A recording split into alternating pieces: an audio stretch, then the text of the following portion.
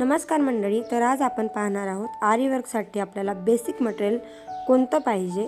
तर सगळ्यात आधी आपल्याला जो जरी थ्रेड आहे तो घ्यायचा आहे।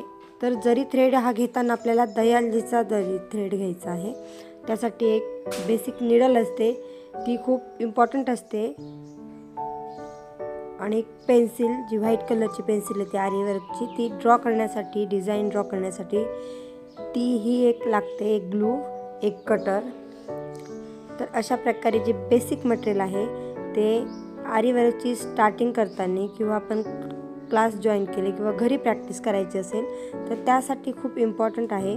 आणि काही शुगर बीट्स, आणि पुढच्या व्हिडिओमध्ये मी तुम्हाला सांगणारच आहे की कशा प्रकारे तुम्हाला यामध्ये ह्या बेसिक मटेरियलपासून सुरुवात करायची आहे। तर हे बेसिक मटेरियल जर असेल तर आरी वर्क तुम्ही सहज शिकू शकता। तर ह्या अनेक जो सिल्क थ्रेड आहे तोही आपल्याला लागणार आहे।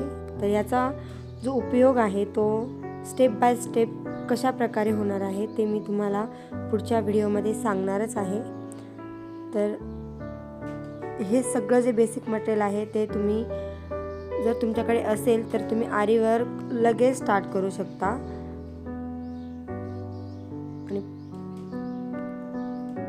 आणि ह्यामध्ये आपल्याला दोन प्रकारचे ग्लूही लागतात, जे तुम्हाला आता मी दाखवते तो ग्लू आणि हा जो आहे हा एक। तर ह्या दोन प्रकारच्या ग्लूचा उपयोग कुठे कुठे होतो हेही तुम्हाला मी सांगणार आहे। तर बेसिक हे मटेरियल जर असेल तर तुम्ही आरी वर्क नक्कीच शिकू शकता।